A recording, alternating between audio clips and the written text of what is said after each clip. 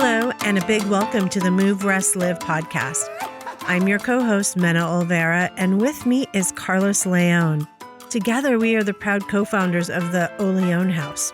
We're thrilled to be on this journey with you as we learn from our guests about all things fitness, wellness, and lifestyle, furthering our goals of movement and rest in our lives to empower us to truly live. Let's get going. First of all, I'm Carlos Leon. I'm Mena Olvera, and welcome to our Move, Rest, Live podcast. We have an amazing guest, Dr. Latt Mansor. Yeah. Right? Thank you for coming and accepting our invitation. Thank you for your generosity with sharing Ketone IQ with us, because I know for me anyway, I was a newbie, so having a beginner's mind. And also, thank you for coming and being open to doing our Move Restless combo session today. Absolutely. Thank you for having me. And it worked out very nicely as I was traveling cross country for like podcast tours. And you know, it really resonated with me and with H.V.M.N as a company, because we do a lot of events where we'll have workout, we'll have yoga right after breath work. And you guys gave me exactly that, but kind of condensed New York version. I get everything, but in a much more compact way. Carlos' workout almost, killed me. And, Mena's recovery was really good. And I didn't realize how happy and rosy I looked after. We're really happy to have you. We're really honored, actually, to have such a smart person with such great credentials. And no, really. No, seriously. I mean, I was intimidated. I was like, man, what? Honest mine. You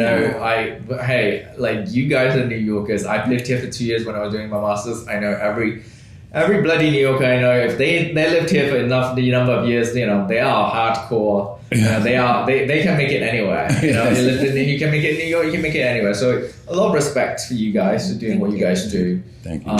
And bringing this wholesome view to health and fitness is really important, especially in a city as chaotic as New York City. Right. A lot of people, and I talked about this a lot on our podcast as well, in America, because we're so competitive, we're always pushing ourselves to the limit, which is great, but sometimes we forget to stop, breathe, and take a rest. And then when you do, it's actually quite scary, because everything that's been piling, it has to come up, which is why it's great to have a coach or something to help you through those quiet times, because it's scary. Like in yoga, Shavasana, final resting pose, is one of the hardest poses for people to do, and it's the one pose that people will leave class, right? They're like, oh, I don't need to do Shavasana, I'm going to leave. I don't need to take 5 minutes for myself. Right, to lay and be quiet. Yeah, that's why I'm like, okay, this is great, especially here, and I think more people here should go through that, because then I think people would inherently, this is completely theoretical, I think people would inherently be nicer people if they go through that themselves, if they're happy with themselves, because I feel like New Yorkers are quite hardy, if you like knock somebody on the street or whatever, they give it straight to you. That's right. Right? Yeah. Which is very different to my experience now living in California. People are more relaxed over there. So I think work-life balance. California's home now. San Francisco, yeah. San Francisco, yeah. Okay. Yeah, nice. I like the Bay Area. Yeah, I mean, the whole country kind of chastises because of the homelessness and stuff. But you know what? One thing for sure is the rent prices are going down because of that. So I'm like, you know what? It is a good thing. I love San Francisco. I love California. California as a whole is so beautiful. Yeah. But so Dr. Latt, you have a PhD in physiology, anatomy, genetics from Oxford. One of Carlos's clients went to Oxford. Yes, Dan Houser. He's created Grand Theft Auto. All right, that's it. Red Redemption. Yeah. Anyway. Yeah. He's a little older than you. Yeah, but he's also making, the big bucks. So. Yeah. Soon you will be. You are bringing a new wave of, we were talking about this earlier, we feel like the ketone, I feel like we're finally at the cutting edge of something, right? Yeah. Like the population in society yet hasn't caught on to, but they're about to. Like, I feel like we're like bringing cutting it to, edge, even to our clients. Like we, I tried to explain it in like an elevator pitch, and I just don't have my words down yet. So I was like, I'm so excited for him to come because I want to do it justice. Like, why don't you just look at this video? Right. Yeah, exactly. Look at this video. No, but it's important for us to know because it definitely helps both of us out. I mean, because back-to-back clients, there's not enough time to eat. And I don't really want to eat a lot of food when I'm training someone or in the training process, right? So this has changed my world. But even for lifestyle, I drive back to Connecticut, I have a husband, I have a 10-year-old, so I still, when I leave here, I still have another life to do when I get home that requires energy and homework. And mental exhaustion takes a bigger toll than physical exhaustion. I agree. Sometimes, you know, and it's funny the way you describe it is like the sort of cutting edge of nutrition and supplement, because every 10 years or so, there'll be a breakthrough supplement. And this is coming from our CEO, Michael Brand, and he used to tell the story. And he's like, you know, super smart, visionary guy. You know, I hate him because he's younger than me and he makes way more money and he's paying me money. I hate him already. I know, you know, he's super smart. He deserves, you know, what he has. But he would describe ketones like, you know, like creatine when it came out, collagen when it came out, and nobody knew what collagen was about when erythropoietin came out, you know, and then suddenly now almost everyone will have it in the kitchen. Yeah, my mother-in-law has it in the kitchen. I brought it home one day and she was like, oh, my friend was wanting that, you know, and then I brought home IQ and she's like, what's this? Yeah. Right? Yeah. Still in the question, and I didn't have the education to explain it fully yet. Yeah, so you know, every 10 years or so, there's a new nutritional primitive, or so they say, that could potentially bring that significant change in people's health and lifestyle. Yeah. One thing Carlos and I, when we started the Oleon House, that we were both in agreement and alignment on was that it's no longer, I mean, yes, looking good is great. And yes, you know, being fit and feeling well, but it's no longer the drive, right? We're over 50. And I think about, even in our late 40s, we started to be like, you know what? It's not just about like, do I look good? Like, can I function? Can I walk up 3 flights of stairs with 2 bags of groceries and not be out of breath? And we're Hispanic, and in our culture, and I know certainly in my family, congestive heart failure, diabetes, you know, stroke. And I can relate because my late dad died of stroke. He had a heart attack a few years prior, had an open heart surgery, and that was like more than 21 years ago now. My mom's family have high prevalence of diabetes, and that was the whole reason why my passion drove me towards chronic diseases, because I thought I was going to end up like that. And right before this, when we were working out, I showed you guys my picture when I was 22. I was still overweight, and I grew up overweight. And for the longest time, I thought I was going to just live the life of my uncles and my aunties, being overweight, having diabetes and high blood pressure, and die, you know, just like that, until I started studying about physiology and metabolism and knowing that we can change little by little by changing our lifestyle, our nutrition, our physical activity to mitigate that risk as much as possible. Reverse it. Reverse it, exactly.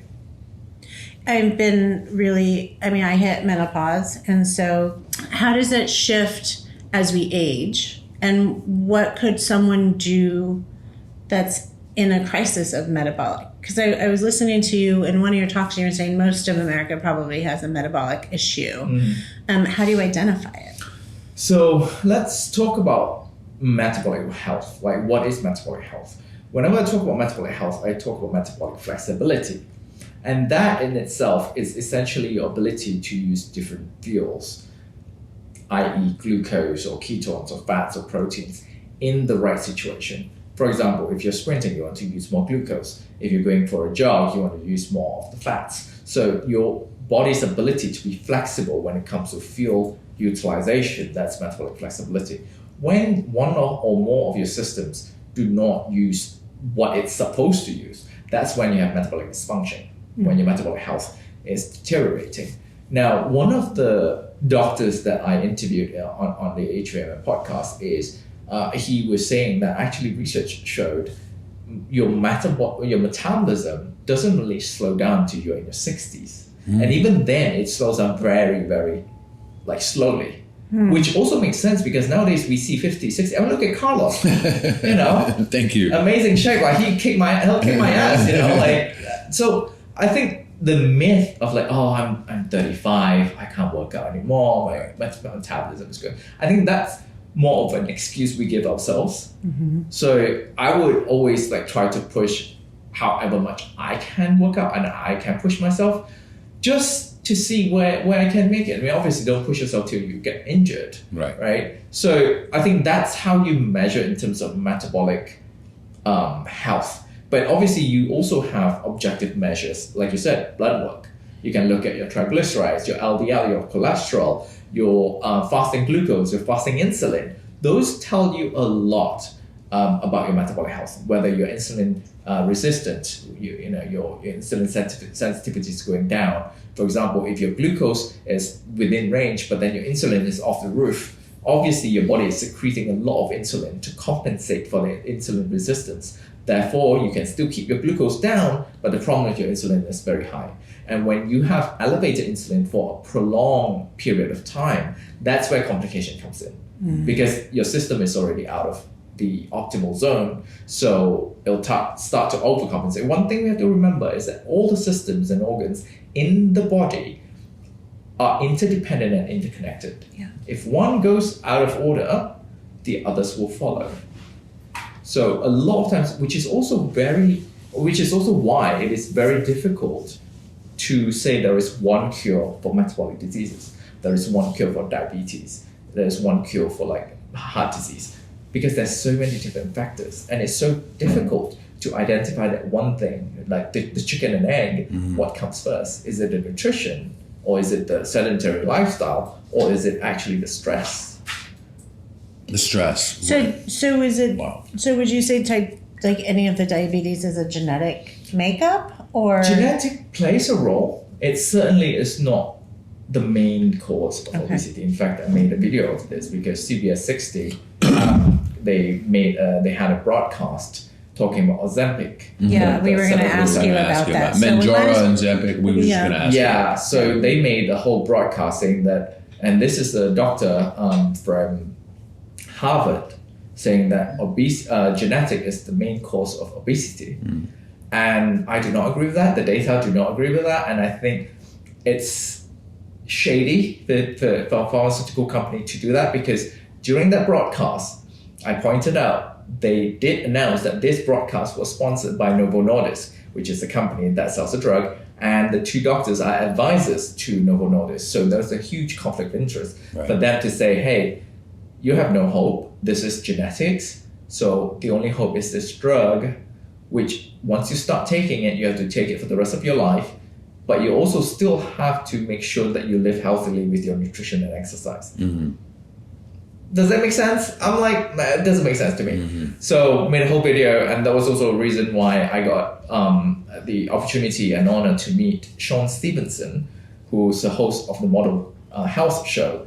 And he's touched like millions of lives between his books and his podcast. And we talked about this at length on how, this drug, I don't for a minute doubt that it's a useful tool. I think it is a useful tool, same like bariatric surgery.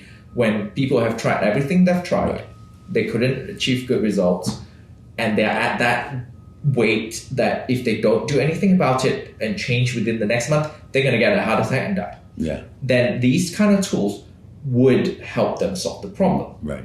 But by no means this is the, be all and all. To the average person. We have to know that this is the Hollywood drug of choice right now. Mounjaro, and Ozempic. By utilizing semaglutide as a tool, together with good nutrition, good exercise, good monitoring system, to really, help people build that motivation as well as drive towards the healthy lifestyle. But for a healthy person, do not have metabolic dysfunction, at least not diagnosed metabolic dysfunction, to use it just to lose weight, I feel like people are going just for the shortcuts, right? And let's face it, life hasn't got any shortcuts. Like if you go for shortcuts, you're giving up something else. I agree. What are you giving up with this drug? That's the question that people should be asking. Right. You go on their website, look at the side effects, the list of potential side effects. Yeah. Right? One of them is thyroid cancer. It has been shown to cause thyroid cancer in animals. Maybe a much higher dose, but would you want to risk it? It depends. I mean, I think to each their own. Everyone has the right to choose the drug of choice, right? Yeah. Everyone will have a choice to choose the way they want to live for the rest of their lives. So I would say for me personally, I wouldn't do it until I've tried everything within my means to healthily, albeit longer, to achieve those results. Mm-hmm. And if I still fail, then maybe I'll consider it. But until then, I think, I'll risk on going through the journey. I think there's something to be said with that journey as well. Yeah. With that fitness journey. I enjoy it. I was going to say, I think that there's like a mental component to it that's like part of the growth process. And if you like skip over that challenge is going to come around in another form of some kind, right? Yeah, because I can imagine if I would simulate a situation where I'm using this drug, I would, lose a lot of weight. I'll get there. I'll get ripped or whatever. But I haven't trained my mental resilience to go through the hardship of training, eating well, and all of that. So I have to continue using this drug, and for whatever reason, if I stop and I gain weight again, but then I can't have access to this drug, or I have some complication with this drug, and then what? Mm-hmm. Right? I'm stuck, and then might go into depression, or I can't push myself as hard. I don't want to go through that. I want to train my mind to be resilient enough to go through the physical challenges as well as mental. Yeah. Yeah, which brings us back to what Ketone IQ does. IQ. In the sense that it goes through the brain-blood barrier, right? Yep. So can you tell us a little bit about what that is? Okay. And why that's important? Yep.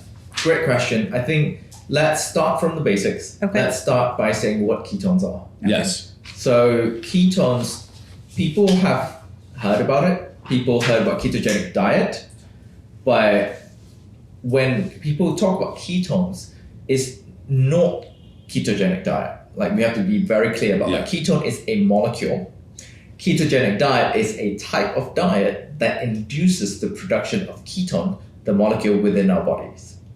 Ketone is a fuel that our body produces when we are very low on carb storage, when we're low on glucose, when we're low on glycogen. So it's not a super novel technology molecule. It's a molecule that existed as long as the first animal, the first mammal that can utilize fat. Like the ancestral kind very long time. Yeah. Because as early as these organisms which can utilize fat, they were able to produce ketones. And the reason why ketones were produced when we are low on sugar is because our brain primarily uses sugar as fuel and as source of energy. But when we are low on sugar, the brain still needs to function. In fact, the brain is the most energy demanding organ of the body, right? Mm-hmm. Weighing just like a fraction of the body weight, but then using up to 25% of the whole body energy expenditure. So when we are low on sugar, we still have fats. So the rest of the body will start using fats and burning fat, right? The problem is the blood-brain barrier, which is this layer of epithelial cells that inhibit bigger molecules from entering the brain via the blood. And fat is a very large molecule with many carbons forming the fatty acid chain. So fats needed to be broken down into smaller molecules. And ketones are a form of broken down small form of fats. So ketones can bypass the blood-brain barrier, enter the brain. And then over time, with all these studies that has been out, we also realize there's a profound effect of ketones on the brain. When ketones are present, the brain becomes more focused and active, and you're just providing energy directly to the brain. We've seen a study using functional MRI looking at the interactions between the brain regions, and they term it brain network stability. When people are on ketogenic diet for a week, and people who just took exogenous ketones, like for example, like Ketone IQ, but that study used ketone esters with just one dose, they saw an increase in interaction between brain regions. Oh, wow. So, and this brain network stability decreases as we age. And they said it could be one of the cause of neurodegenerative diseases like Alzheimer's and dementia and all of that. So the importance of ketone sort of arises, more than 100 years ago when people started using keto diet to treat epilepsy. And it worked very well, right? And then people started using keto diet to lose weight. And people have been using keto diet to treat diabetes and reverse diabetes. It's a high protein, low carbs, right? This is about 5% carbs, about 20% protein, and the rest is fats. Correct. So Virta Health, if you look at Virta, VIRTA Health, they treat diabetic patients using keto diet, and they publish a lot of studies now with like 5 years, 10 years follow-up. And these diabetic patients or individuals have gone off medication and stayed off medication, which is tremendous. By eating the right kind of foods. By cutting out carbs, by going on a keto diet. So we also know that it is very hard to achieve, right? To have ketone in your body, because you have to really starve your body. Either you go on intermittent fasting or you go on a keto diet. But then about 20 years or so ago, the government, DARPA, funded NIH to run research, this project called Project Metabolic Dominance, to look for a fuel or super fuel to fuel operators, special operators in the field for long and demanding missions. So what can we do to improve cognitive and physical performance of these soldiers when they're out in altitude or like in extreme environments? Because we know there is sugar, we know there is fats, we know there is protein, but what else can we do, right?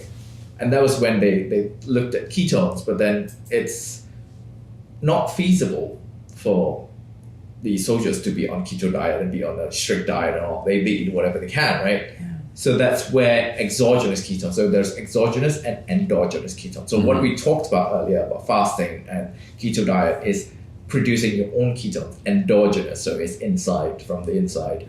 Exogenous is an external means of taking in ketones directly. So that's where the research around exogenous ketones came about. And then in 2017, H.V.M.N, which is the company I work for, brought to the market the first exogenous ketone in the form of ketone ester. Now, the three main ketone bodies that we produce in the body are beta-hydroxybutyrate, or BHB, acetoacetate, or acetone. And acetone usually get released in breath when people are on keto diet and they realize they got the fruity smell, like the fruity breath, that's acetone.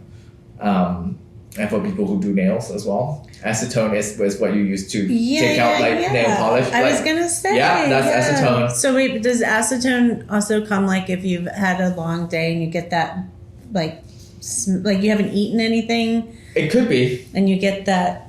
Do you ever like when you fast and you get that breath? Could be. Yeah, it could be. Yeah. It could very well be. And then acetoacetate usually come out in urine. So the main form of ketone that is circulating around the body, it's more stable and get metabolized for energy would be BHB. Okay, so just for people who don't know this, so BHB is short for beta-hydroxybutyrate. Beta-hydroxybutyrate. Yeah. Okay, and that is a form of ketone. Okay, so when people talk about ketone, when we were talking earlier about measuring your blood ketone levels, people prick their finger, they measure their blood ketones. That's what they're measuring. They're measuring their blood BHB.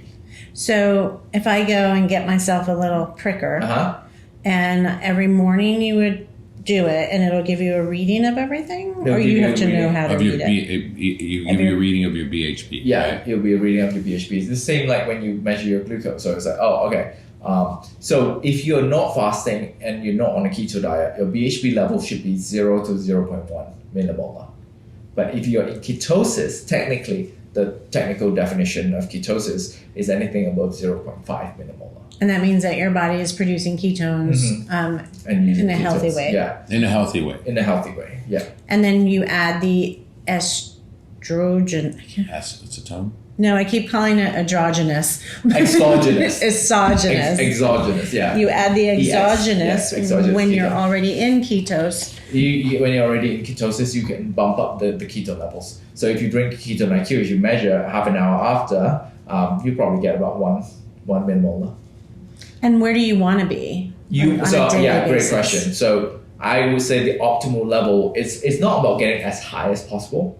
So one thing about metabolism is that just because something is good doesn't mean that you have to pile it on. Right. More is not better. Okay. Right? You need a lot enough to be in the optimal zone, and then you need it to stay in the optimal zone. Anything more, anything less will be less ideal. Right? So you want to stay above 1 for any therapeutic reason. Some people at 0.5 they can already feel the difference. But if you want, you want to aim above 1 to 2.5, especially if you're doing it for performance. If you're doing it for sports, endurance, exercise, a lot of them, they try to reach at least 2.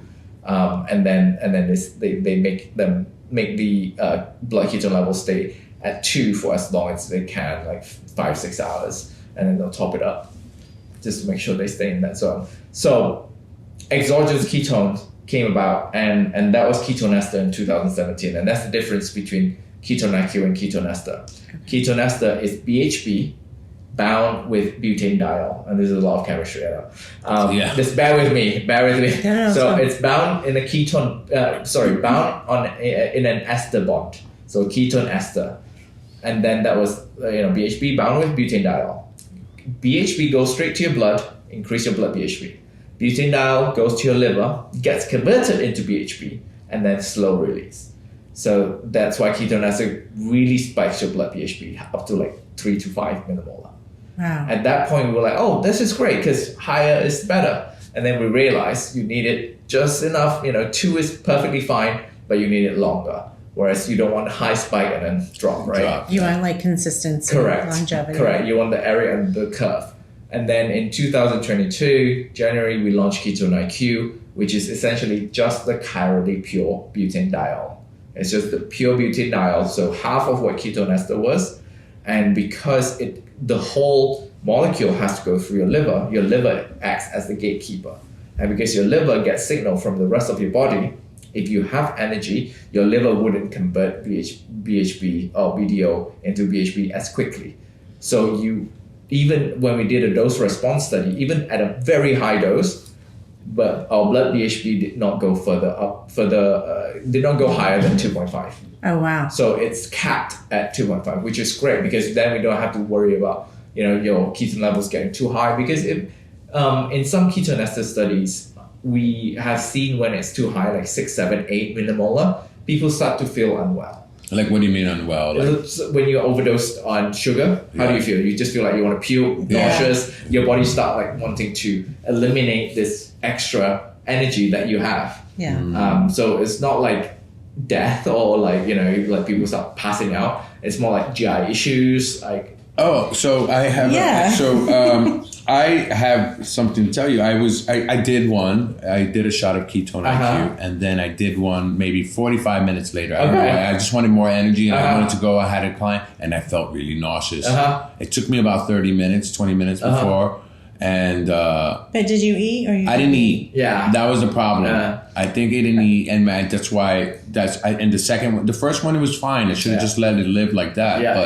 As soon as I took the second one, I got really nauseous. Especially if you're not working out, if you're just taking it for cognitive benefits, you don't need to top up in 45 minutes. You can top up like 2-3 hours later. Perfect. Because if you measure blood ketone levels, you'll stay high for like a good few hours before it starts dropping. If you're working out, then I would say top up every like 90 minutes, 1.5 hours, 2 hours.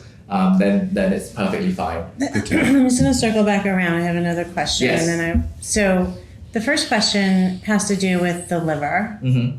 And how do ketones affect people who are drinkers?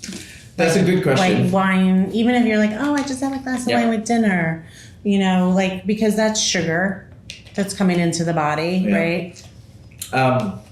So I would definitely be conscious of that, especially if you have history of liver diseases or liver dysfunction. I would monitor it, check it with your doctor, ask your doctor if you can drink it. But the way I see it, a shot of Ketone IQ is 70 calories. It is not alcohol. It is a clean source of fuel.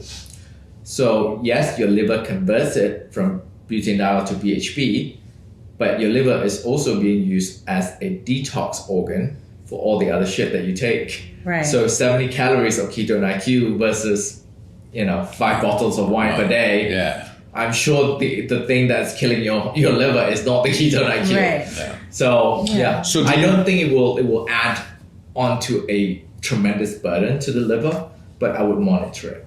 Yeah. So do you recommend someone taking a Ketone IQ every day, just a regular, as a supplement? Yeah, I've been taking it on a daily basis. Okay. There are a lot of studies back in the 60s, even in both animals and humans, that it is safe for prolonged usage for like up to months. And bear in mind that we haven't got studies up to years. However, we've been selling ketone esters since 2017, Which is a pill, which is the same, which is a drink. Yeah. But half of it is butanediol, which is the same thing we have in Ketone IQ. So technically, people have been taking butanediol, which is in Ketone IQ, since 2017. And if there are any adverse cases where people like die or whatever, or some serious adverse effects, we would have been recalled back from the market for now. Recalled from the market already by now. But the fact that we have launched Ketone IQ since January last year and we have grown so much, we are now officially selling about 10,000 shots a day. Wow. All across the country as well as international. It goes to show that people believe in it and we are very grateful. And I'm personally very, very thrilled and grateful myself because given the opportunity as a scientist to work on a product that has a direct impact on people's lives, I can't be more grateful than that. I mean, not many scientists would have that opportunity, even when we're working on super cool stuff, to be able to translate that into something that is so impactful in people's lives. Yeah. In fact, we are partnering with some Olympic athletes now and sponsoring them for the next year's Olympics in Paris. That's amazing. Yeah. Congratulations. So check it out. Thank you. Yeah. We have Michael Andrew on board. We have marathoners like Sarah Hall. Oh, we have, wow. Yeah. Yeah, these are good people. I have, does the Ketone IQ set off a dopamine response? It shouldn't. It does. A ketone has been shown to have an effect on the GABA pathway, which is a relaxation pathway, like anxiolytic. Yeah. So like gabapentin. So you would probably appreciate this. Try taking Ketone IQ before meditation or breathwork session and see how you feel. Okay. Yeah, because I've taken it before meditation. It definitely is on another level. I feel like I can, especially in meditation when we're talking about like take yourself out of the body experience and look at yourself from a third person point of view and really be an observer. When I drink Ketone IQ, it really helps with that. It sounds like psychedelic, huh? For sure. Okay, caution, this is not a psychedelic. Yeah. It does not send you on a trip, so don't be tripping. But because Don't be tripping. It keeps you focused, and that's what it is. It just really keeps you focused. And it sounds like to me, and you can correct me, it sounds like it turns on the relaxation response. Correct. Instead of the sympathetic nervous system. Yeah, that's why a lot of people are very confused because we market it as a clean source of fuel, right? And a lot of athletes use it for endurance, for even anaerobic exercises for CrossFit. We've got speed skaters, Olympic speed skaters using it now. But then we're like, it also relaxes you. And they're like, how can you give me energy and relax me at the same time? Because by its nature, it's a molecule that converts into ATP, which is the energy currency in the cell. So it literally converts into energy. But because of its effect in the brain, it relaxes you. So you can still have energy, but in a very calm and subtle way. Because a lot of people, when they think about energy, they think about coffee, caffeine, stimulant. Right. It's not a stimulant. So it doesn't stimulate you. It doesn't increase your heart rate, increase your blood pressure. And then you still have to get the energy from somewhere else in your body because the caffeine itself does not provide you with energy. This, on the other hand, provides you with energy, but it does not stimulate you. So you can still be very calm. And that's why when people, especially when people are using it for cognitive benefits, if you're going on to a presentation, if you're interviewing, if you're going on a podcast, take it before podcast.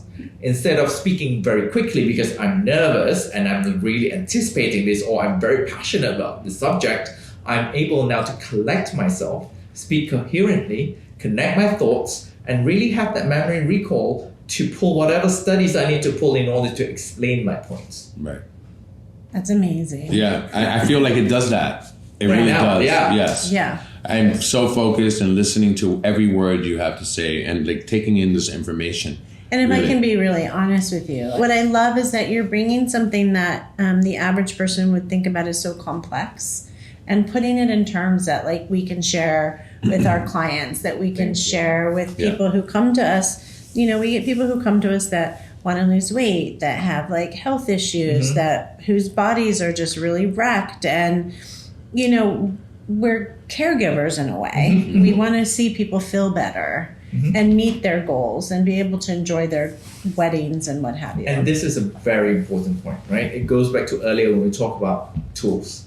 Ketone IQ is a tool. Yeah. It's not a solution. If people come to you to lose weight, to deal with their metabolic struggles, have them know that you too are the bigger asset.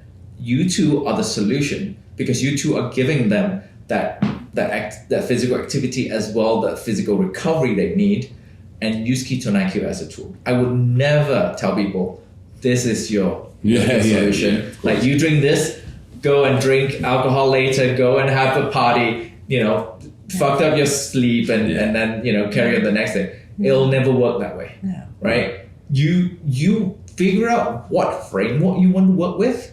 The biggest reason of a diet or a lifestyle that would work for you, it's down to adherence. If you can adhere to a certain diet or a certain lifestyle, it will work for you. Guarantee. That sort of outcome, whether it's weight loss or insulin sensitivity or brain or productivity, choose a framework that works for you. And then you put in all these different spices and supplements and then see the magic unfold. Yeah. Yeah. Amazing. Do you have any? I have one more question. Yeah. I have actually two more questions. See, I know we have to go too. Tell me the difference between using Ketone IQ as a performance versus therapy. Yep. So for performance, usually I would advise people to take even a higher dose because a lot of these performance studies, they use body weight match dosing. So which means the heavier you are, the more Ketone IQ they would drink. So they will go between 0.3 to 0.5 grams per kilogram of body weight, which translates to, if you're about 150 pounds, probably 2 to 3 shots before workout. Wow. Yeah. But for therapeutic users, for like cognitive, just one shot usually would give people that boost that they need. But everyone's different, and there will be people who do not respond to Ketone IQ. Okay. So always know that even though it's a native molecule, it's either something with the person's body recognizing ketones or metabolizing ketones that is not as efficient or whatever, or they're just functioning much better on sugar. That's completely possible. So out of like 10 participants in a study, we've seen maybe one non-responder, where their blood ketone levels don't even go up. So because they've had so much sugar in their system, or we don't know. We don't know, because either that or they're just converting it so fast but using it up so quickly as well. So we don't know until you actually do an experiment where you tag the molecule with a label, and then you track that specifically. Wow. So those are the substrates tracking sort of or substrate labeling and tracking experiments. Jeez. So ketone, how does it work, or how does it integrate within the body system to create energy? Great question. So think about mitochondria. What is mitochondria? Mitochondria is the powerhouse of the cell, they always say. So if you think about mitochondria, is essentially the factory that produces energy within your cells. So all the cells have mitochondria, except for a few. Biology always got exception, right? But generally, mitochondria produces energy. And the way mitochondria produces energy is that sugar goes in, fat also goes in, and through a series of chemical reactions, they produce a molecule called acetyl-CoA. And that goes into your Krebs cycle, or citric acid cycle. Krebs cycle, and then it's a series of chemical reactions. Then through that, ATP, which is the currency, is produced. And ATP gets released and gets integrated into different processes, pathways, and either you are using it to create more proteins for muscle recovery, you're using it to create more hormones to regulate your blood sugar, or you are creating more inflammatory markers to make sure you are healing your wounds. Those energy are being used. So the ATP are the currency that's being released from the mitochondria. Now, the acetyl-CoA is the common convergent point of the fatty acid oxidation and the glucose oxidation, or the glucose utilization. Ketones, it can also be converted into acetyl-CoA. So I said earlier, beta-hydroxybutyrate, acetoacetate, and acetone, right? They are all interconvertible. So beta-hydroxybutyrate will be converted to acetoacetate, and acetoacetate will be converted to acetyl-CoA from a series of chemical reaction. And acetyl-CoA goes down the same funnel, creates ATP, release ATP, and we get energy. And then I'm going to take it esoteric. That energy that's generated from inside to give me energy to have my day, versus the energy that's like on the electromagnetic field of my body. Correct. It's the actual. Do they work together? So that's I think my area of expertise will cover the more biological side of things, versus the external energy. That would be a different sort of scientific explanation around that. But this is literally like you lifting a kettlebell, right? Your muscles are contracting. You need energy to contract those muscles. And then if you look at in a microscopic level, right? You have your arm, you have muscle fibers. You go into the muscle fibers, you get muscle cells. You get into the muscle cells, you get mitochondria. Mitochondria create those ATP. Those muscle cells use to contract, and as a whole, your whole muscle fiber contract, and you have a bundle of muscle fibers contracting, you get your whole arm contracting. Right. Does that make sense? Yeah. Yes. Yeah. Very much. Yeah. And knowing the body, knowing what the body does, and the way you explain it, I can help my dad. My dad's diabetic, and he's been diabetic. He was diagnosed when he was 40. So I come from that. I'm a Cuban, so he had, major triple bypass surgery, right? Fried food all the time. But now he's really healthy. He's on a keto diet, and he has to watch. He doesn't take, he doesn't shoot, but he insulin, right? Yeah. He doesn't do that, but. He does his readings. Yeah, his readings every day. So he does. So his body still can produce insulin, which is a good thing. That's a good thing, right? I put my mom on Ketone IQ, and she can't get enough of it because she had COVID in 2020, and she was a smoker, and she was overweight. She didn't have diabetes, but she had all these comorbidities, and she was in the ICU. Right? Wow. It was quite severe. She recovered, thankfully, but she had those long-term effects of like being fatigued and out of breath when she goes upstairs. And she started taking Ketone IQ, and she said nothing else compared to it in terms of energy. So I was like, yeah, whatever you need. And that was what we were talking about earlier. If you think about biologically, yes, it's a fuel that provides you with energy. But think about psychologically.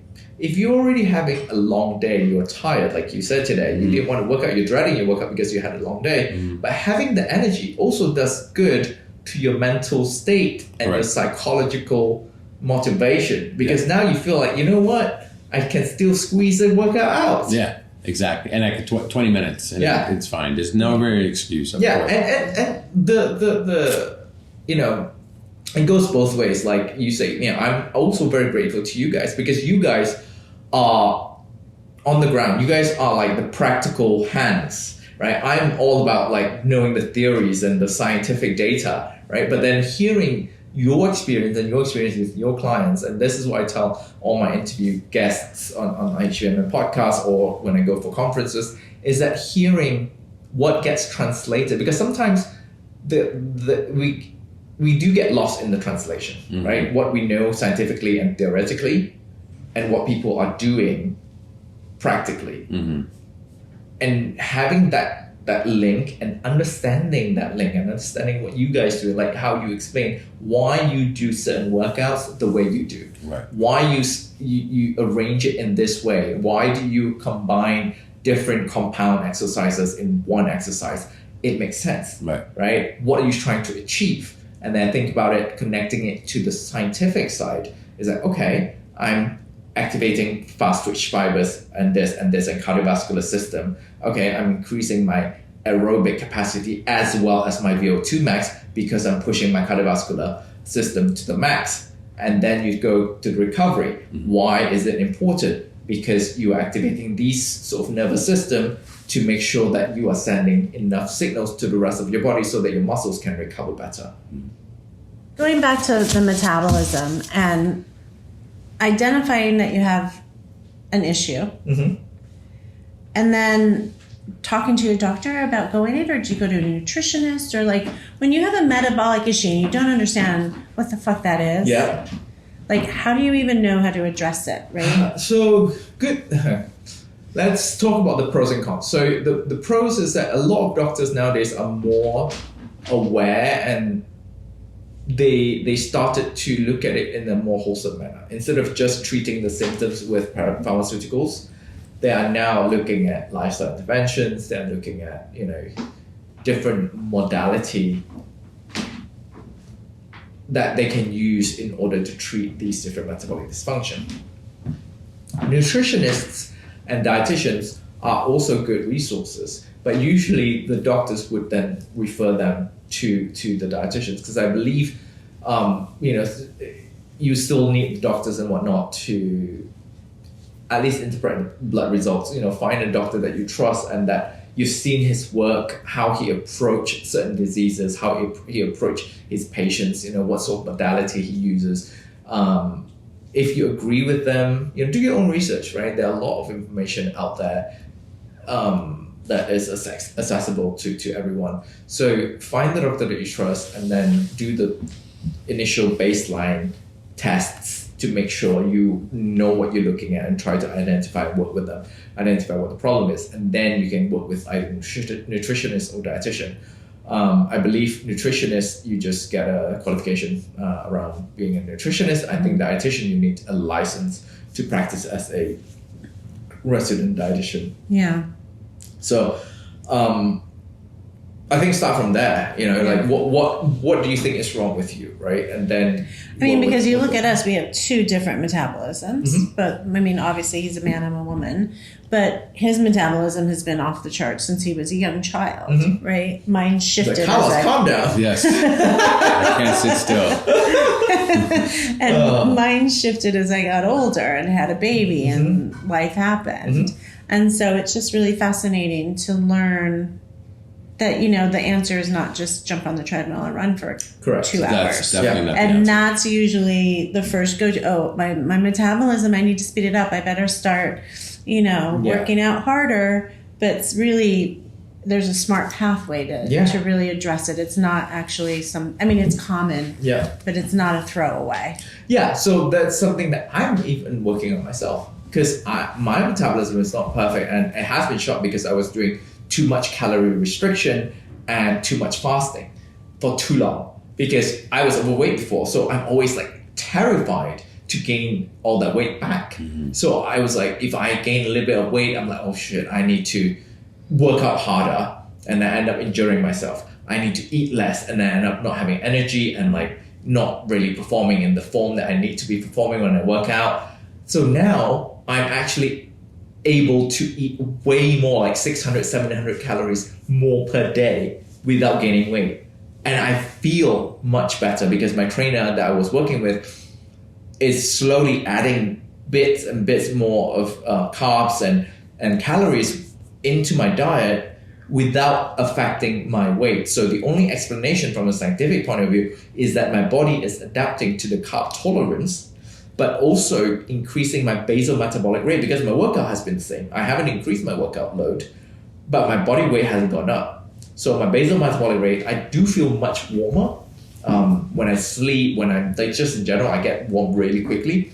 So having that basal thermogenesis, like to create higher temperature, really helped me maintaining my body weight. So I can't wait to see the next stage, which I'll probably do a lot of content around, like for my Instagram, and just to tell people my learnings around this. Like when the next stage comes around, when he carb cycles, when he pull out the carbs for a couple of weeks or a couple of days, put back carbs in, what will happen to my body composition and how would I look? Like that's what life is about. You trial and error, you understand your body, you have a whole lifetime to do that, and your body also keeps changing. So it's like, chasing a lover that, that always enjoy the chase, So trial and error and always understand your body and enjoy the ride. Yeah. I think this is what I we were just talking earlier, I'm like 38 and I'm still learning about my body, and I'm so excited to do it. Yeah. I am so excited to find out what's next. What can my body look like when I'm 50? What can my body look like when I'm 60, 70, if I can even live that long? Like if I can't, like what was it? I'll still be happy and make memories, in the process. Those memories are what we're going to hold on to when we're in our deathbed. Yeah. I am overseeing all the collaborations with clinicians, scientists, research institutions, military, all of it, all these different studies to really not only push Ketone IQ on the scientific forefront, but really investigate to see, is Ketone IQ the best fuel out there, for what reasons? So I would like to share, like, what are we working on currently? Mm-hmm. So we just signed a contract with University of British Columbia to look at effect of Ketone IQ on appetite suppression on both healthy weight individuals and obese individuals. So that'll be interesting to look at how people can use Ketone IQ to help them fast, to give them energy, but yet still allowing them to have a calorie deficit to lose weight. And then we just submitted a full grant application with the Naval Health Research Center based in San Diego to look at effect of Ketone IQ on traumatic brain injury. This is especially for the military population where they have high risk of traumatic brain injury. And because this is the brain's preferred fuel, we are expecting it to have a profound effect on both the mitigation of the damage itself to the brain when you have a concussion, as well as the recovery aspect over long term. Because as you know, if you have a traumatic brain injury, you also have a higher risk of developing Alzheimer's, dementia, all that. Wow, yeah. I know what the question I had for you. We have some clients that do, I know, see, that's how it leads into it.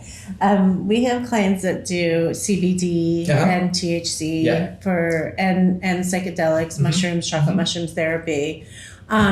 Is there any contraindication with that, or do you have any perspective on that? There's no contraindication for that. It could potentially be synergistic, actually. For CBD and all of that, it's very much on the relaxation, right? Really help with the anxiety. We have had cases, anecdotal cases, where people have taken Ketone IQ.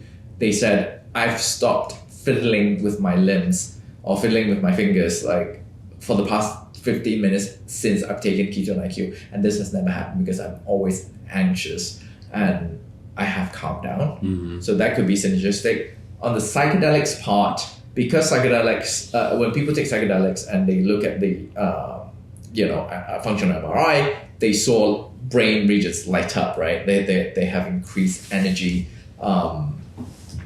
demand in the brain and brain activity.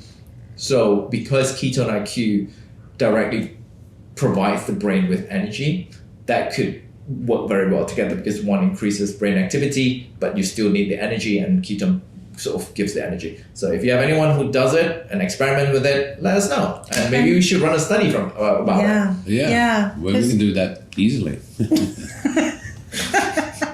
Let's do it tonight. No pun intended. That's not a problem.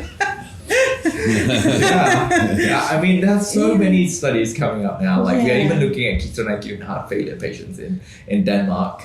We're looking at in diabetes. We are looking at another 2 hospitals in Australia have approved to use Ketone IQ in their traumatic brain injury patients. And we didn't approach them. They approached us because they did their studies and they did their research around like what ketones out there, because there are a lot out there these days, because people are like, oh, what is ketone ester? What is ketone diester? What is MCT? What is Ketone IQ? So I usually one of the most common questions is like, how do I differentiate all this? So there's ketone salt. Ketone salt is BHB bound with magnesium, potassium, sodium, all these salts. The problem with that is that it doesn't raise your blood ketone as high.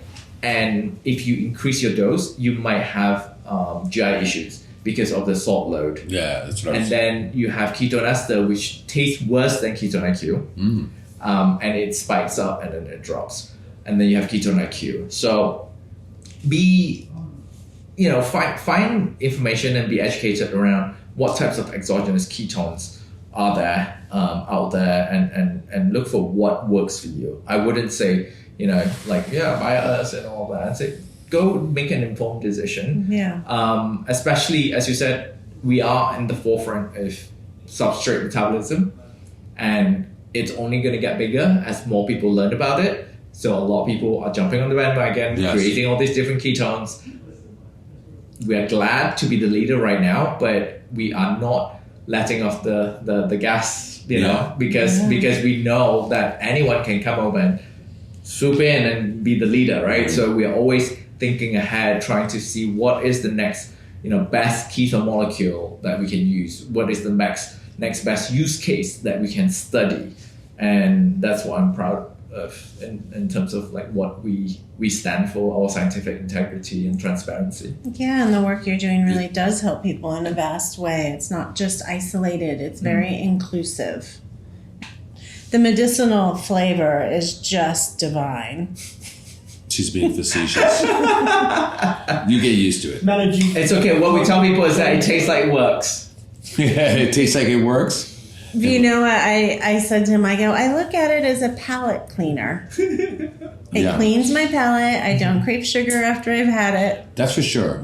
Yeah. Some people use it as a craving sort of, like, again, they use it together with their fasting routine. Yeah. So they don't have any cravings. They don't have any hunger. Yeah, I'm a big intermittent faster. So my last meal will be at 6 o'clock tonight. I won't eat again until 8 o'clock the next morning. Yeah. So I do a good 14, 15 hours.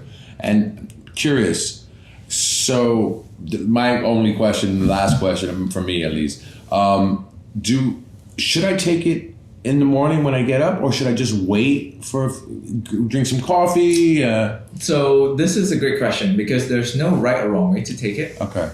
The way I see it is like the way I take it. I can share about the way I take it. I know people who take it as a morning thing with their coffee, with their supplements, whatever, they get it out of the way. The way I do it very intentionally.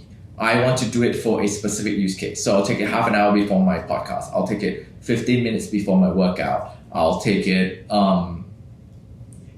very specific use cases whenever I take it. I take it right before I go to bed. Before you go to bed? Yeah. Really? Okay. Caution. Some people experience very vivid dreams when they take it right before bed for like first 1 or 2 days. But then after that, they really get their sleep score increased. So one of our speed skaters, Olympic speed skaters, Victor Thorup, in his YouTube channel, he made a whole video where he took this for recovery before bed as well, and he saw his recovery score increased. Wow. So, but not for everyone. Some people might be too active at night. But I would, if you're taking it before bed, I would take it right before bed, not like an hour before, half an hour before. Okay. Take it, go to bed. Gotcha. But yeah, I use it very intentionally. Some people prefer to take one in the morning and then top up throughout the day, like with lunch, with dinner.